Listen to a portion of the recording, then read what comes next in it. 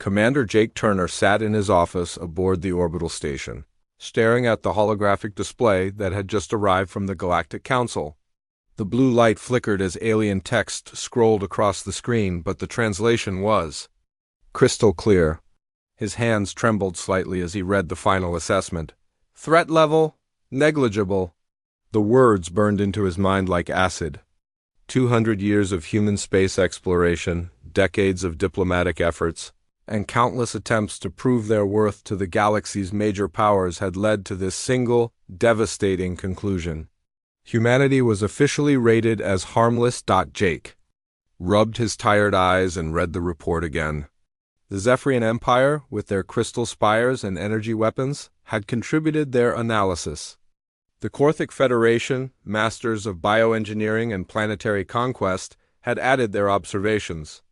Even the mysterious Celestial Collective, beings of pure energy who controlled trade routes across 3 spiral arms, had weighed in with their verdict. All of them agreed on one thing: humans were no threat to anyone.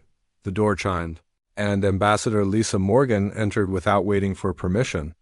Her usually perfect diplomatic composure was cracked, her face pale with barely controlled anger. "You've seen it too," she said, settling into the chair across from his desk. Jake nodded. 200 years of peaceful expansion, our medical advances, have saved millions of alien lives. Our agricultural techniques have ended famines on 12 worlds.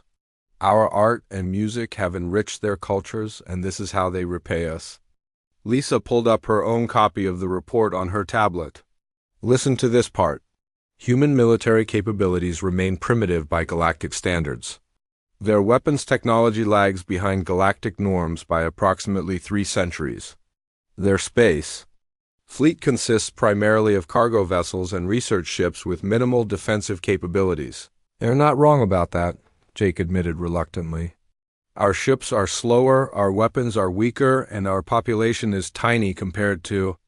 But that's not the point, Lisa shot back. Look at what else they wrote.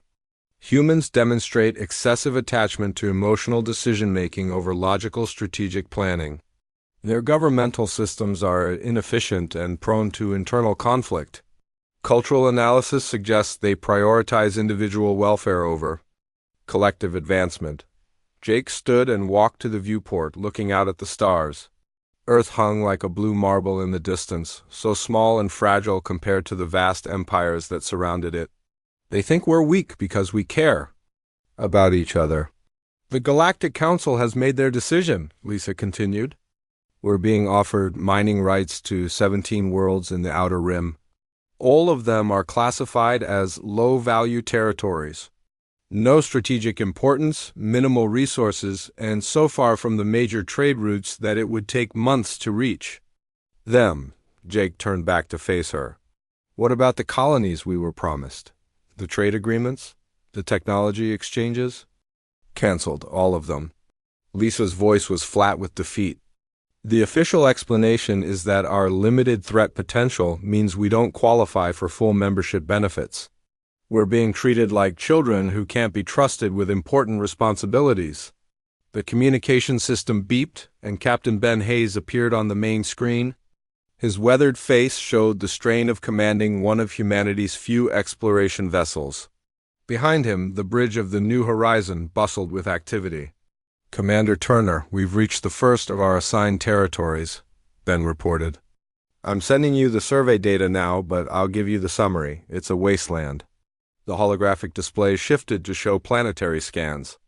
Barren worlds with thin atmospheres, asteroid fields with trace mineral deposits, and gas giants with no valuable resources. Jake felt his heart sink even further. The nearest world that could support human life is Kepler 442b, Ben continued. But it would take massive terraforming efforts just to make it breathable. We're talking about decades of work and resources we don't have. What about the other systems? Lisa asked. Ben's expression grew darker. They're worse. It's like they deliberately picked the most useless territories in the galaxy and decided to dump us there. My science officer Amy Clark has been running calculations all week. Even with our best technology, it would take centuries to make these worlds profitable. Jake slammed his fist on the desk, making Lisa jump. They're trying to bury us. Send. U.S. so far out that we'll never be able to build anything meaningful. There's more, Ben said quietly. We've detected signs of alien activity in several systems that are supposed to be under human control. Survey ships, mining operations, even some military presence. When we tried to investigate, they claimed to be conducting routine security patrols. Lisa stood up abruptly. That's a violation of the territorial agreements. We need to file a formal complaint with the Galactic Council. And say what? Jake asked bitterly. That the big kids are taking our lunch money? They've already made it clear what they think of us. The door chimed again, and Dr. Rachel Stone entered. The elderly historian looked troubled, carrying a thick datapad filled with research notes.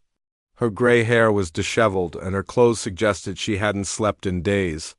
I've been digging through the Galactic Council's historical archives, she announced without preamble. What I found should terrify all of us. Jake gestured for her to continue. Every species that was initially rated as harmless by the Galactic Council has faced systematic elimination within 50 years of their classification, Rachel said. The pattern is consistent across 4 different galactic epochs. First, they're isolated through territorial restrictions. Then their trade agreements are gradually revoked. Finally, they're either absorbed into larger empires or simply disappear from the records.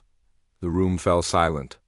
Ben's image flickered on the screen as his ship hit a patch of spatial interference. You're saying this is deliberate? Lisa whispered. I'm saying that harmless is just another word for expendable, Rachel replied. The major powers don't want competition. They don't want new ideas or different approaches to galactic civilization. They want obedient servants and resource providers. Jake felt something cold settle in his stomach. How long do we have? Based on historical patterns, they'll begin the next phase within 5 years. Trade restrictions will become trade embargoes. Territorial violations will become territorial seizures, and then... Rachel shrugged helplessly. Then they'll find an excuse. To finish us off? Jake concluded. Ben's voice crackled through the speakers. Commander, we're receiving a priority transmission from Earth. The United Earth government wants an immediate report on our territorial survey. Jake straightened his uniform and tried to compose himself. Tell them we'll have a full briefing. Ready within the hour. As the communication ended, Jake looked at the 3 people who represented humanity's best hope for survival. A diplomat who had spent her life building bridges to species that saw her as inferior. A ship captain exploring territories that were designed to trap his people. A historian who had uncovered the truth that might already be too late to matter. They think we're harmless, he said quietly. Maybe it's time we prove them wrong, Lisa looked shocked. Jake, you can't be serious. If we show any sign of aggression, they'll use it as an excuse to crush us immediately. And if we don't, Rachel added, they'll crush us slowly instead. Jake stared out at the stars again, thinking about the billions of humans who had no idea their species was living on borrowed time. Somewhere out there, alien governments were making plans for humanity's future. Plans that didn't include humans making their own choices. Get me a secure channel to Earth, he ordered. It's time our leaders knew what we're really facing. The galaxy had ranked humanity as harmless. Soon, they would discover how wrong they had been. 3 years had passed since the Galactic Council delivered their verdict on humanity. Sam Rodriguez crouched in the shadows of the Zephyrian communications array, his hands moving quickly across the alien control panel. The translation device in his ear whispered the meaning of each symbol as he worked to crack their encryption. Sam was not supposed to be here. Officially, he was a trade representative helping negotiate mineral rights for human colonies. In reality, he worked for Earth intelligence, and what he was about to discover would change everything. The data stream flowed across his portable screen in waves of alien text.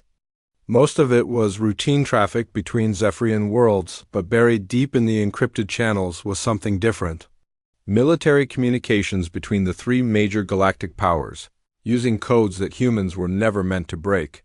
Sam's blood ran cold as he read the translated text. Phase 2 of the Human Containment Protocol will begin immediately.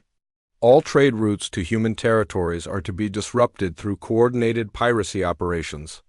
Korthic vessels will pose as independent raiders while celestial forces provide. Targeting data. His hands shook as he downloaded the files. There were hundreds of them, dating back to before humanity had even received their Harmless rating. The truth was laid out in clinical detail. The galactic powers had never intended to give humanity a fair chance. 2 days later, Sam sat in a secure briefing room deep beneath the Earth Defense Command headquarters. Admiral Frank Johnson studied the intelligence reports with growing anger while Colonel Nina Davis projected holographic star charts on the wall. "Show me the pattern," Frank ordered. Nina highlighted shipping routes across human space.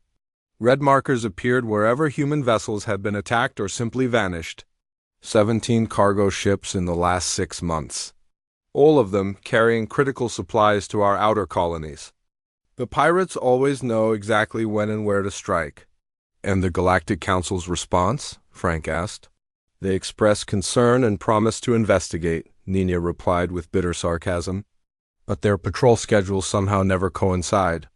With the attacks, Sam stood and activated his own display. It gets worse. The communications I intercepted show that the Korthic Empire has been establishing what they call security stations around human territories. They claim it's for our protection, but look at the positions. The holographic map shifted to show Korthic installations forming a rough sphere around human space. Each station was equipped with enough firepower to destroy entire fleets.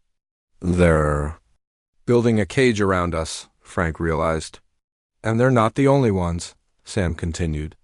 The Zephyrians have been filing mineral rights claims on worlds that were supposedly guaranteed to human colonists. Their legal teams are using technicalities in the original agreements to steal our territories piece by piece. Frank's jaw tightened. What about the Celestial Collective? They control all the major trade routes, Nina answered. Every shipment to human worlds has to pass through their checkpoints. Delays are becoming more common, and inspection fees are rising every month. They're strangling our economy, Sam pulled up another file. But here's the real smoking gun. I found a direct communication between the 3 Empire leaders. They're calling it the final solution to the human problem. The room fell silent. Frank's weathered face went pale as he read the document. They're planning to eliminate us completely, he whispered. They're just waiting for the right moment. Meanwhile, Captain Maria Santos watched from the bridge of her patrol ship as another human cargo vessel burned in space. The Endeavour had been carrying medical supplies to the colony on Kepler 442b when pirates struck. Her crew had arrived too late to help. Any survivors? She asked her communications officer. Negative, Captain. The pirates made sure there were. No witnesses, Maria clenched her fists. This was the 3rd attack in her patrol sector this month. The pirates always seem to know exactly where to find the most vulnerable targets. Captain Santos, her tactical officer called out. We're detecting 3 ships approaching from the Korthic security station. They're requesting permission to investigate the wreckage. Maria's eyes narrowed. How convenient. They arrive just after the pirates leave. She watched the sleek Korthic vessels approach the debris field. Their scans were thorough, almost as if they were checking to make sure their job was complete. One of the ships even fired on a piece of wreckage that might have contained a data. Recorder, take us home, Maria ordered, and send a priority message to Earth Command. Tell them we need to talk. Back on Earth, Dr. Rachel Stone stood before the United Earth Assembly, her research spread across the massive display screen. The representatives from every human nation watched in stunned silence as she presented her findings. The pattern is clear, she said, her voice echoing in the chamber. Every species that was rated as harmless by the Galactic Council faced systematic elimination. The Antari were isolated and absorbed by the Zephyrian Empire. The Kelvin were driven to extinction through resource starvation. The Mordai simply vanished from all records. President Helen Carter leaned forward in her chair. Dr. Stone, are you saying that our harmless rating was actually a death sentence? I'm saying it was a label, Rachel replied. A way of marking us for destruction while maintaining the appearance of civilized behavior. The major powers don't want competition. They don't want new ideas or different approaches to galactic civilization. A representative from the African Union stood up. But surely some species have survived this process? Rachel shook her head. None. In every case, the pattern was identical. First territorial isolation, then economic strangulation. Finally, military intervention justified by some manufactured crisis. How long do we have? President Carter asked. Based on historical precedent, they'll begin the final phase within 2 years, Rachel answered. They'll stage an incident that makes humans look like a threat to galactic security. Then they'll move to eliminate us completely. The assembly erupted in angry voices.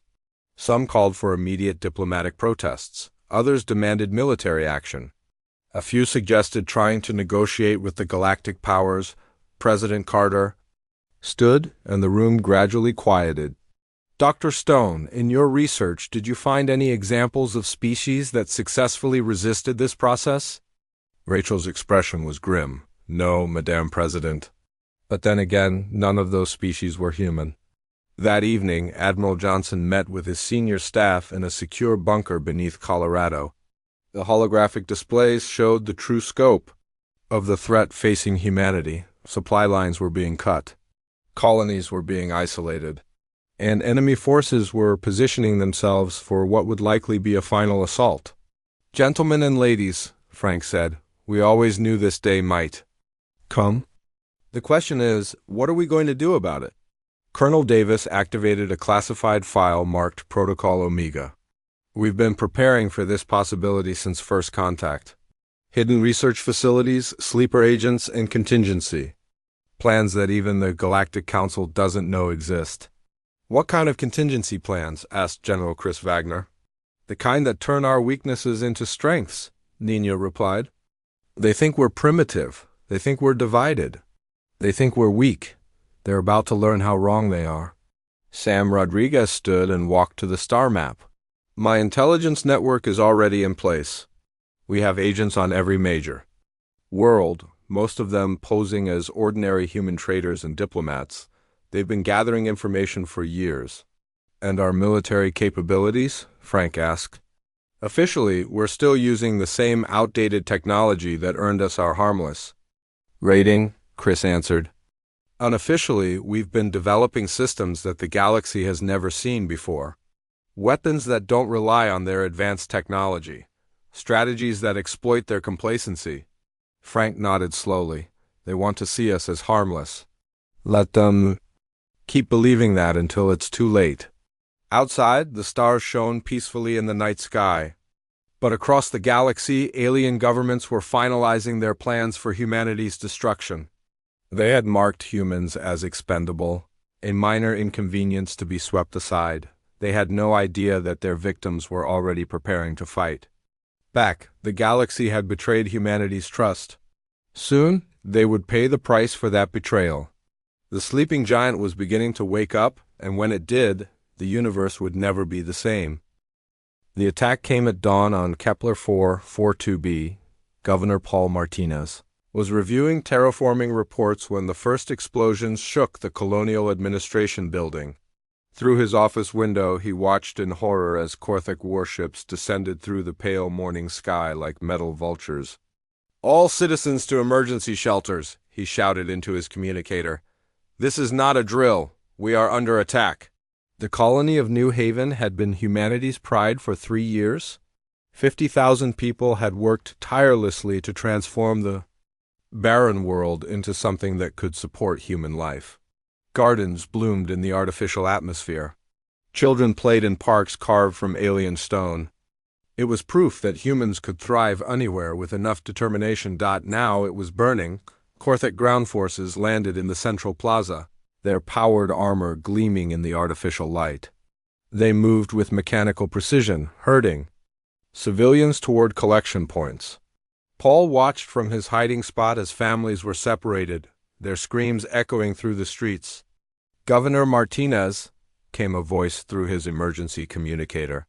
This is Colonel Janet Mills of the Colonial Defense Force. We're holding the eastern perimeter, but we need evacuation orders for the civilians. Paul's hands shook as he responded. What's our military situation? We have 200 defenders against 3,000 Korthik soldiers, Janet replied. Our weapons are barely scratching their armor. We can buy time, but we can't win this fight. Then we hold as long as we can, Paul said grimly. Get as many people to the shuttles as possible. The next 12 hours were a nightmare. Paul moved through the underground tunnels, coordinating the evacuation while the battle raged above. He passed wounded defenders being treated by medical teams, families clutching their possessions, and children who couldn't understand why their world was ending. Dr. Susan Parker worked frantically in the emergency medical center. Her hands were covered in blood as she treated colonists who had been caught in the crossfire. A young girl with burns on her arms looked up at her with wide, frightened eyes. When are the soldiers going to stop fighting? The girl asked. Susan didn't have an answer. She had dedicated her life to healing, to building something peaceful and beautiful on this distant world. Now she was watching it all get destroyed by creatures who saw humans as nothing more than pests to be eliminated. Governor Martinez, came another voice on the communicator. This is Captain Ben Hayes aboard the New Horizon. We're in orbit. And ready to assist? Paul felt a moment of hope. Captain, can you provide air support for our evacuation? I'm sorry, Governor. We're a research vessel. We don't have the weapons to take on Korthik warships. But we can pick up survivors from the northern landing site. The evacuation continued through the night. Paul watched shuttle after shuttle lift off, carrying the remnants of humanity's first major colony. Each departure was a small victory, but the cost was enormous. Most of the infrastructure they had built was destroyed. Years of work were reduced to smoking ruins. When the last shuttle departed, Paul stood in the empty command center with a handful of defenders.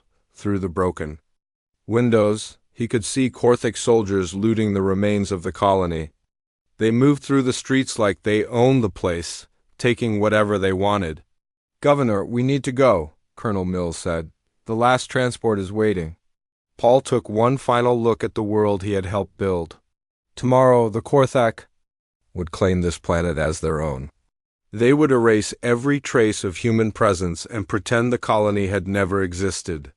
Sir, we really need to leave, Mills insisted. Paul nodded and followed her toward the exit. As they moved through the tunnels, he made a promise to himself.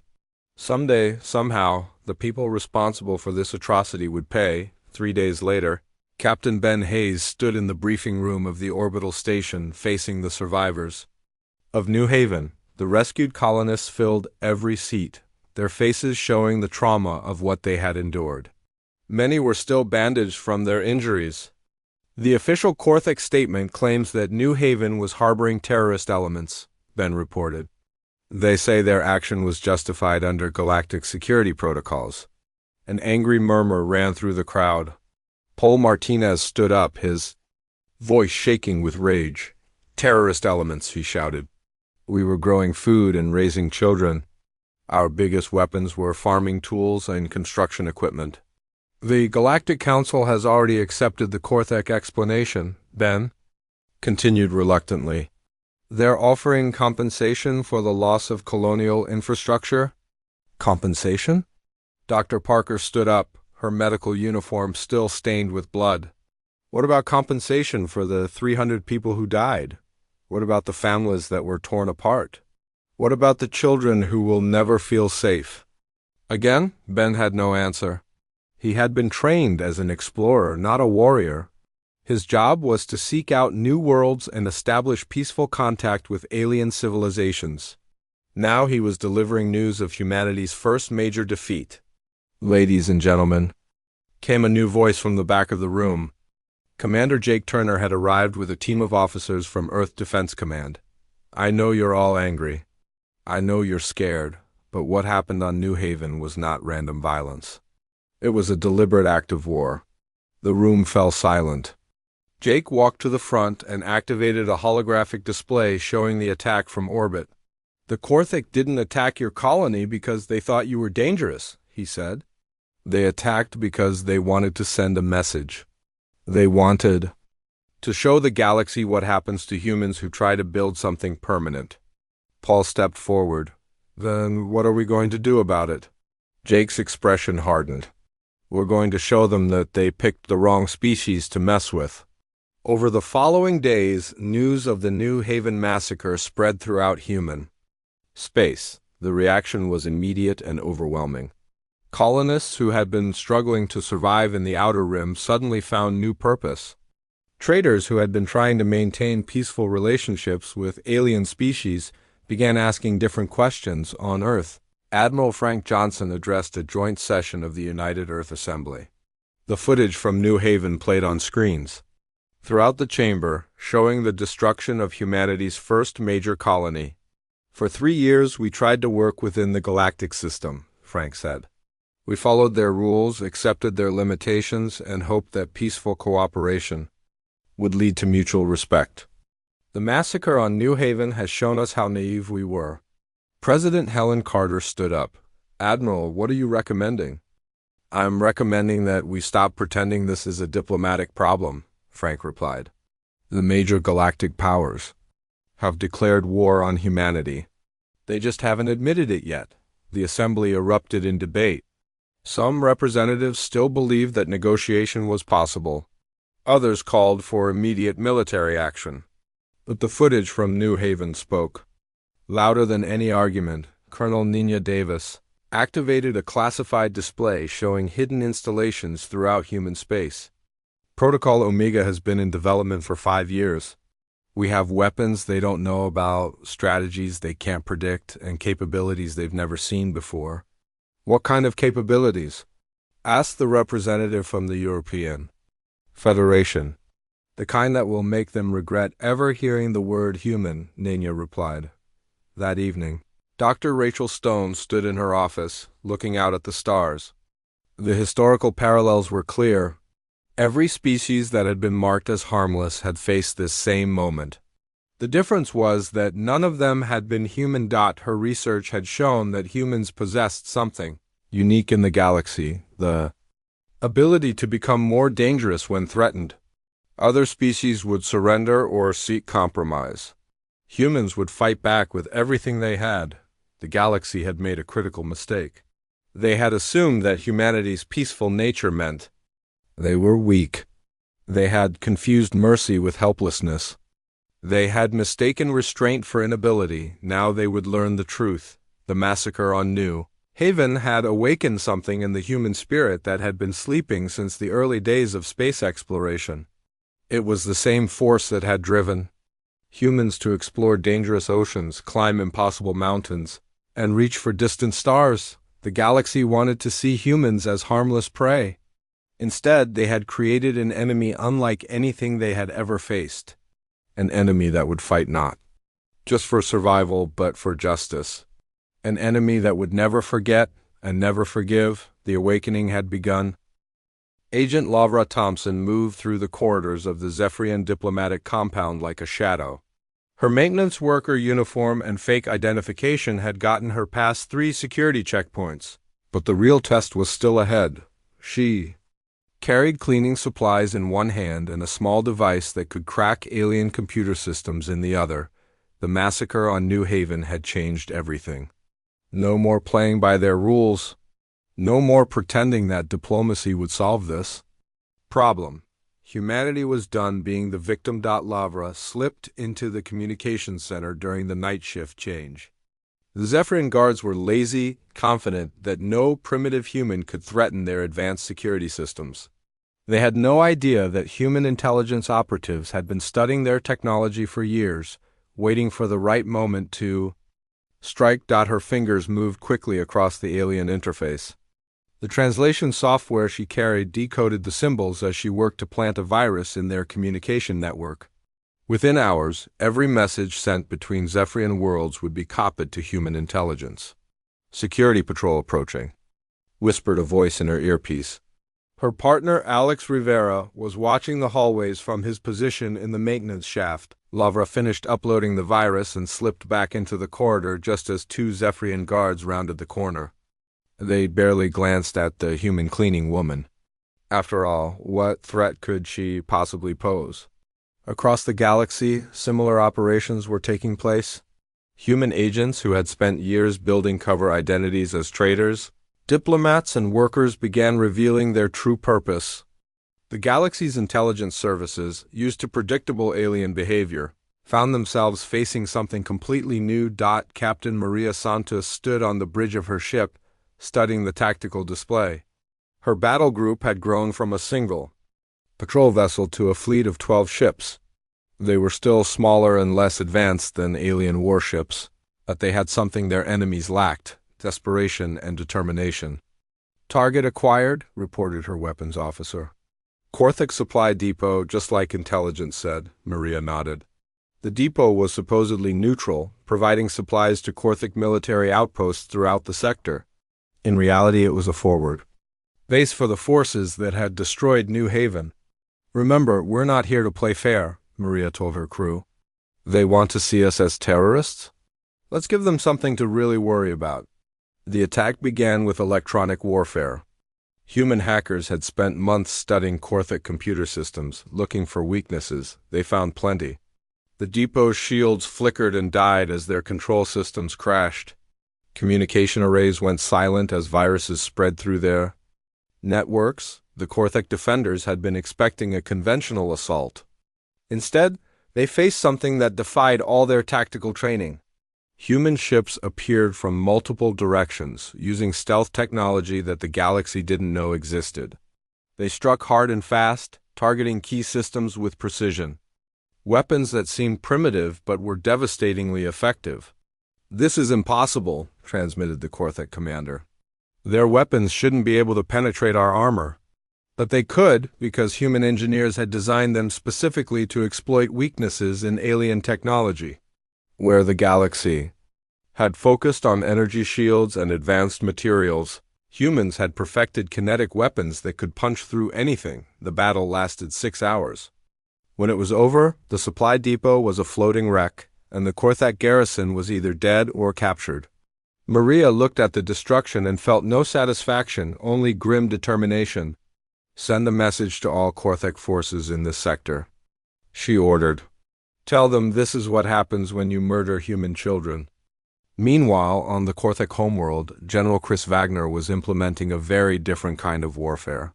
He had arrived as part of a diplomatic mission, supposedly to negotiate the return of human prisoners from New Haven. In reality, he was there to plant the seeds of revolution. Chris met with Korthak civilians in secret, showing them footage that their government had suppressed. Images of human children being killed by Korthak soldiers. Evidence of the deliberate massacre at New Haven, proof that their leaders had lied about the reasons for the attack. "Your government told you that humans were dangerous terrorists," Chris said to a group of Korthak teachers and doctors. "Does this look like terrorism to you?" The footage showed human colonists trying to protect their families, using farming tools against advanced military weapons. It showed children crying for their parents. It showed the systematic destruction of a peaceful settlement. Many Korthak had never seen humans as anything more than primitive aliens who deserved whatever happened to them. But the footage revealed something different. It showed a species that valued life, that fought to protect their young, that died with dignity even when facing overwhelming odds. "What do you want from us?" asked one of the Korthak civilians. "I want you to ask your government why they're afraid of a species they claim is harmless," Chris replied. "I want you to ask why they need to lie about their reasons for attacking us." Dr. Rachel Stone's research had revealed something important. Humans were not the only species suffering under the galactic powers. Throughout the galaxy, smaller civilizations were being exploited, their resources stolen, their people enslaved. The major empires maintained control through fear and overwhelming force, but now humanity was offering something different. Hope. Human agents made contact with oppressed species throughout the galaxy. They shared technology, provided weapons, and most importantly, they showed these species that the galactic powers could be defeated on Tau Ceti IV. A species called the Nexari had been enslaved by the Celestial Collective for 3 centuries. They had given up hope of freedom long ago. Then human operatives arrived with a simple message. "You don't have to accept this." The Nexari uprising began with sabotage. Mining equipment mysteriously broke down. Communication networks failed. At critical moments, guard posts were attacked by invisible enemies who struck without warning and disappeared into the darkness. Katie Morgan, a human computer specialist, worked with Nexari rebels to hack into the collective's control systems. The aliens had designed their networks to be impregnable, but they had never faced human ingenuity combined with desperate alien determination. "Their security is based on complexity," Katie explained to her Nexari partners. "They assume that if something is complicated enough, no one will be able to break it. But humans specialize in finding simple solutions to complex problems." The virus she planted didn't try to overcome the collective security. Instead, it convinced the system that everything was normal while systematically destroying the data it was supposed to protect. By the time the collective realized what was happening, 3 centuries of administrative records had been wiped clean. Without those records, they couldn't prove ownership of anything. Slaves became free citizens overnight. Mining rights reverted to the original inhabitants. The entire foundation of collective control on Tau Ceti 4 collapsed in a matter of days. The success of the Nexari uprising sent shockwaves throughout the galaxy. Other oppressed species began to whisper about the humans who had shown them how to fight back. The galactic powers found themselves facing rebellions on dozens of worlds, all inspired by human example. Admiral Frank Johnson monitored these developments from his command center on Earth. The reports coming in were better than he had dared to hope. Human forces were winning battles they weren't supposed to be able to fight. Human agents were turning the galaxy's own citizens against their governments. Human ideals were spreading like wildfire among species that had forgotten what freedom meant. "Sir," reported Colonel Nina Davis, "we're receiving surrender offers from 3 Zephyrian colony worlds. They want to join the human alliance rather than continue fighting." Frank nodded grimly. "What about casualties?" "Surprisingly light on our side. It seems that fighting for something you believe in makes a difference."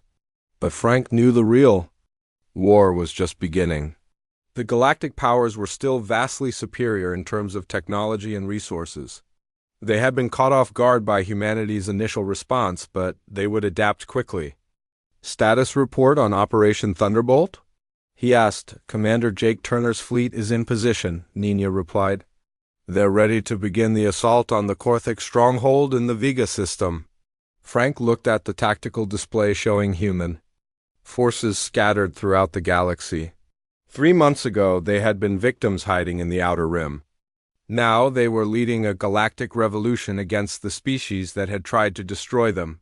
"Send the order," he said. "Begin the attack." The message went out across human space, carried by quantum communicators to every ship, every agent, every rebel cell that humanity had inspired.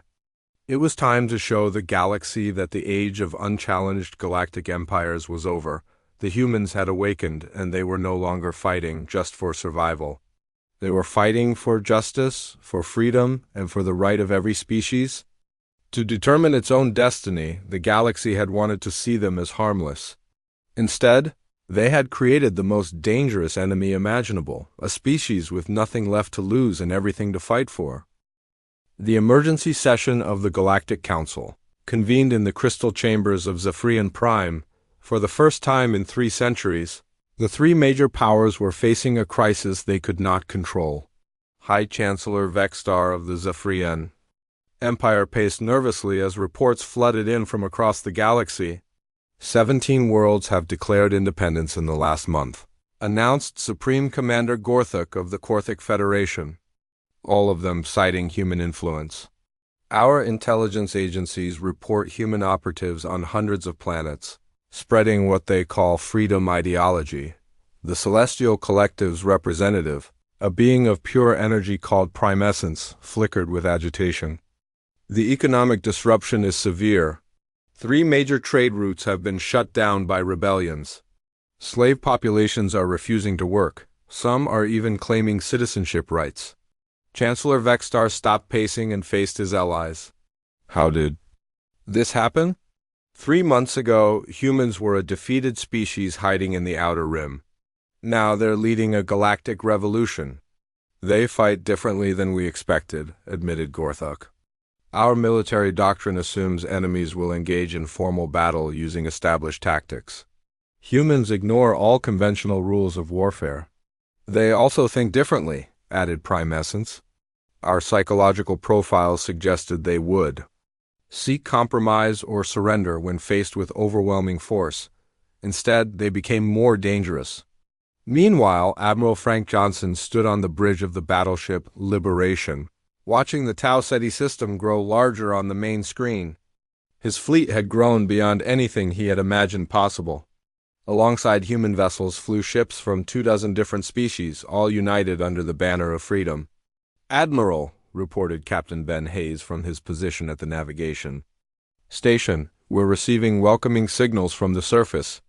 The Nexari have cleared the orbital defenses." Frank nodded with satisfaction.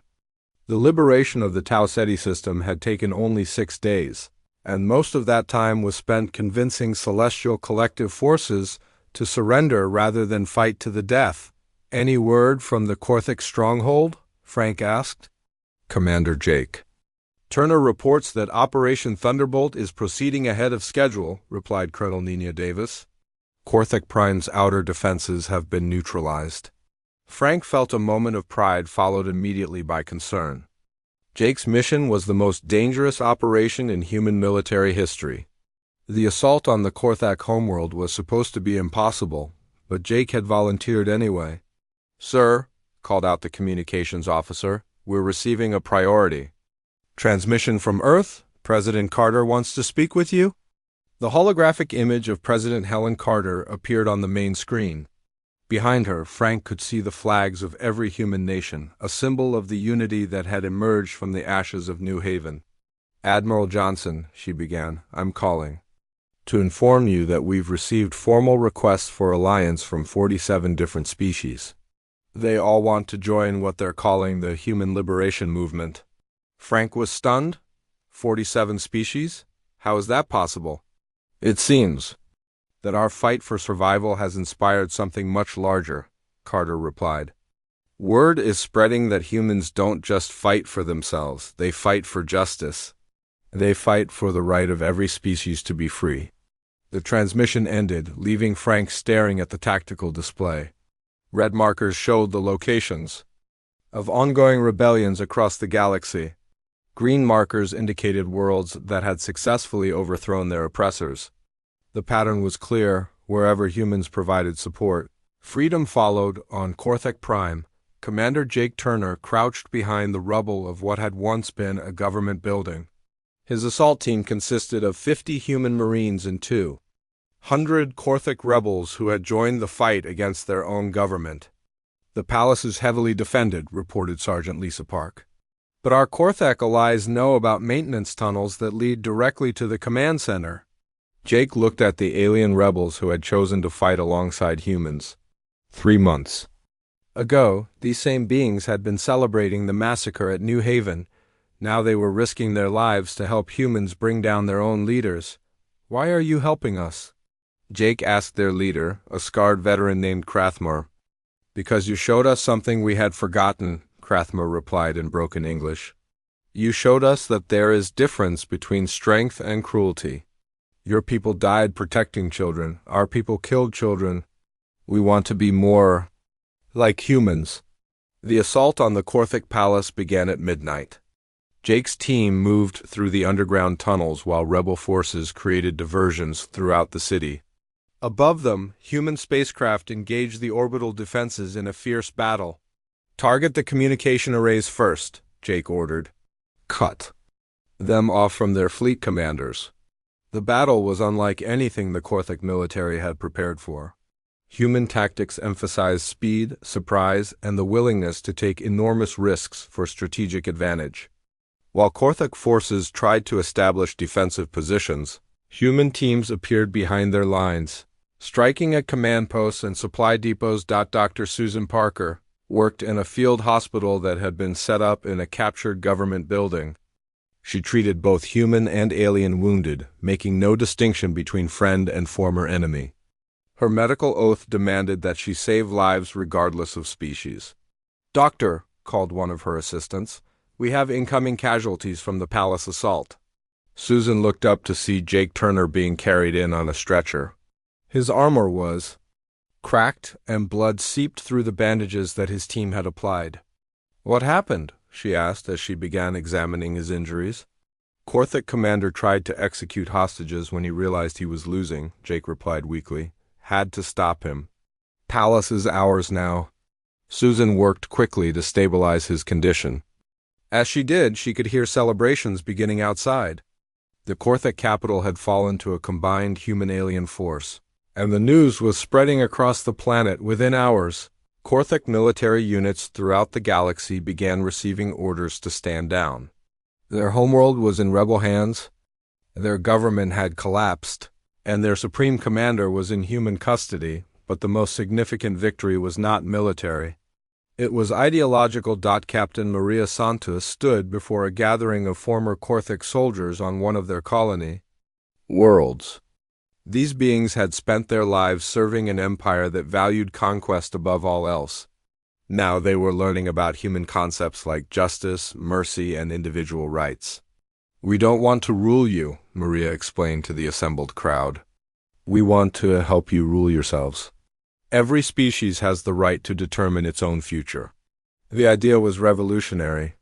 For thousands of years, the galaxy had been divided between rulers and subjects.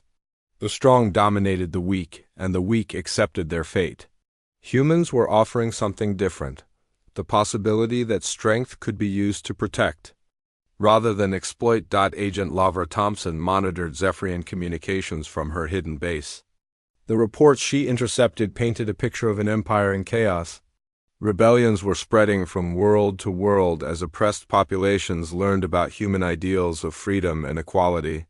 "The Zephyrian fleet is requesting permission to negotiate," she reported to Admiral Johnson. "They're offering to discuss terms for a ceasefire."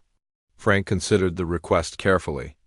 A few months ago, he would have been grateful for any opportunity to avoid further bloodshed, but things had changed. This was no longer about human survival. It was about creating a galaxy where no species would ever again face what humanity had endured.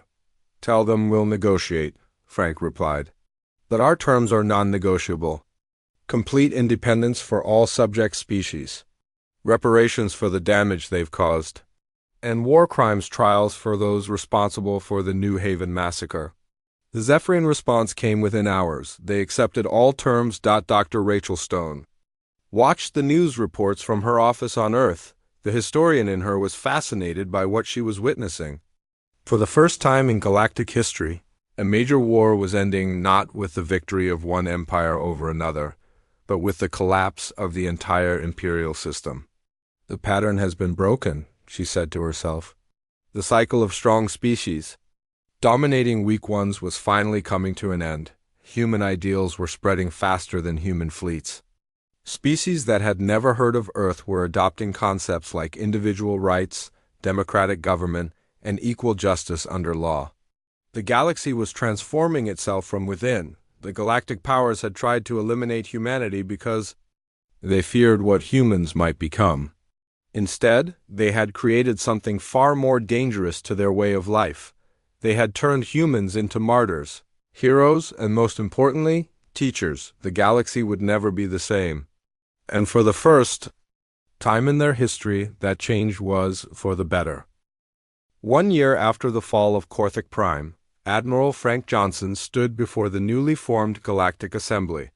The great hall buzzed with voices speaking in dozens of languages as representatives from over 200 species gathered for their first meeting. The old crystal chambers of the Galactic Council had been abandoned. Replaced by a simple building on the neutral world of Haven. Haven had been humanity's gift to the galaxy. A world where all species could meet as equals, where no single power held advantage. The architecture was deliberately modest, designed to remind everyone that government should serve the people, not rule over them. 6 months ago, the last of the galactic empires surrendered, Frank announced to the assembly. Today, we gather not as conquerors and conquered, but as free peoples working together toward a common future. The applause was thunderous. Among the delegates sat former enemies who had become allies, former slaves who were now free citizens, and former subjects who had learned to govern themselves. The transformation had been faster and more complete than anyone had imagined possible. In the audience, Dr. Rachel Stone took notes for her historical record. She was documenting the birth of something unprecedented, a galactic civilization based on cooperation rather than domination. Her research would ensure that future generations understood how this miracle had come to pass. The human delegation recognizes the representative from the Zephyrian Republic. Frank continued. A tall, crystalline being rose from the Zephyrian section. Ambassador Caravel had once served the Zephyrian Empire as a military commander. Now she led the democratic government that had replaced it. The Zephyrian people wished to formally apologize for our role in the attempted genocide of the human species, she said, her translated words carrying across the hall. We have much to learn from those we once sought to destroy. Similar statements came from representatives of the former Korthic Federation and Celestial Collective. Each acknowledged their crimes and committed to making amends. It was not enough to erase the past, but it was a beginning. Captain Ben Hayes watched the proceedings from the orbital station above Haven. His ship, the New Horizon, had been converted from an exploration vessel to a diplomatic transport. In the past year, he had carried peace negotiators, trade representatives, and cultural ambassadors to hundreds of worlds. Captain, reported his science officer Amy Clark, we're receiving priority communications from 3 different star systems. All of them are requesting assistance with establishing democratic governments. Ben smiled. The requests came daily now. Species that had been ruled by kings, emperors, or military dictatorships for millennia were asking humans to help them learn about freedom. It was overwhelming and inspiring at the same time. Set course for the Altair system, Ben ordered. Let's go teach some more people how to vote. On the surface of Haven, Captain Maria Santos walked through the memorial garden with her young daughter. The girl had been born on Kepler 442b, part of the new generation that would grow up in a free galaxy. Stone markers bore the names of all who had died in the Liberation War, human and alien alike. Mommy, why did the bad people try to hurt us? The child asked. Maria knelt beside her daughter, choosing her words carefully. They were afraid, sweetheart. They thought that if other people became strong, it would make them weak. They didn't understand that helping others makes everyone stronger. The memorial was visited daily by beings from across the galaxy. Former Korthic soldiers came to honor human colonists they had been ordered to kill. Zephyrian civilians brought flowers for the children who had died at New Haven. It was a place of healing, where former enemies could grieve together. Dr. Susan Parker ran the medical academy that had been established near the memorial. Students from dozens of species learned side by side, sharing knowledge that had once been hoarded by their respective empires. The academy's motto, carved in stone above the entrance, read simply, "Heal all who suffer." Dr. Parker, one of her students, a young Korthak who had lost his family in the war. The surgical techniques you taught us saved 3 lives today at the refugee camp.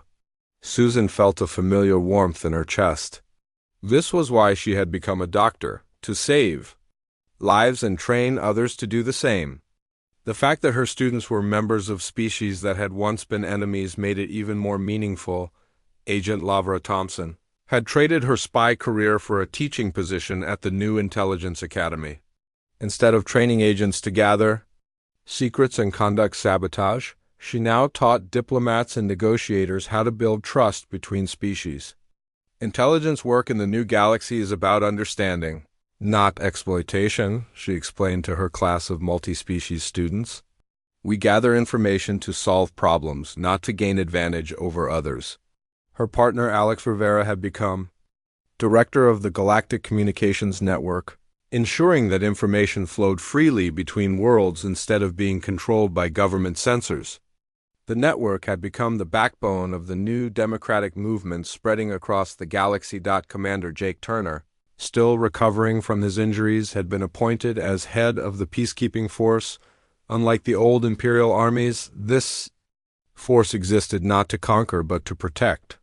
When conflicts arose between species, human-led peacekeepers would intervene to prevent violence and encourage negotiation.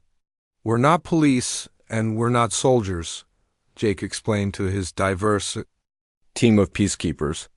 "We're teachers. We show others that there's always a better way than violence." The peacekeeping force had been tested numerous times in its first year. Border disputes, resource conflicts, and cultural misunderstandings had all been resolved, without a single shot being fired. The key was patience, empathy, and the willingness to listen to all sides. On Earth, President Helen Carter addressed the Global Assembly for the last time. Her term was ending, and she had chosen not to seek re-election. Democracy meant accepting the peaceful transfer of power, even when you disagreed with the outcome. "When this war began, we were fighting for our survival," she said. When it ended, we had given the galaxy something far more valuable than victory. We had given them hope. The new president would face different challenges. The galaxy was at peace, but peace required constant work. Building democratic institutions, establishing fair trade relationships, and ensuring that no species ever again faced what humanity had endured. Dr. Stone published her final report on the transformation of galactic civilization. The data was remarkable. Violent conflicts had decreased by 90%. Trade between species had increased tenfold. Scientific cooperation had led to breakthroughs that benefited everyone, but the most important change was harder to measure. For the first time in galactic history, children of different species played together without fear. Families could travel freely between worlds. Artists and writers could express themselves without government censorship. Admiral Johnson, now retired, stood on the observation deck of his home on Luna, looking out at the stars. Ships from dozens of species passed by the Earth system daily, carrying goods, people, and ideas between worlds. Some of them flew the Earth flag alongside their own, a symbol of the alliance that had made freedom possible. His granddaughter, barely old enough to walk, pointed excitedly at a passing Zephyrian transport. She had never known a galaxy where different species were enemies. To her, they were just neighbors who happened to look different. "Will you tell me the story again?" she asked in her small voice. Johnson picked her up and carried her to the window. "Once upon a time," he began, "there was a galaxy where the strong ruled the weak, and the weak had no hope of freedom. But then something wonderful happened. A species that seemed small and harmless showed everyone that there was a better way to live." Captain Hayes stood on the bridge of his ship, now exploring the far reaches of the galaxy where no human had ever traveled. His mission was no longer just scientific. He was an ambassador, carrying the message of freedom to species that had never heard of democracy or individual rights. "New contact on sensors," reported Amy Clark. "Unknown species, primitive technology." But then smiled, another chance to show that first contact didn't have to mean conquest or exploitation. Another opportunity to prove that the strong could choose to protect the weak instead of dominating them. "Open a channel," he ordered. "Let's make some new friends." The galaxy had ranked humanity as harmless. They had betrayed human trust and paid with their worlds, their empires, and their old way of life. But in the end, humanity had given them something better than conquest. They had given them hope, freedom, and the chance to become something greater than they had ever been before. The universe was vast and full of wonders. For the first time in galactic history, all its children were free to explore those wonders together.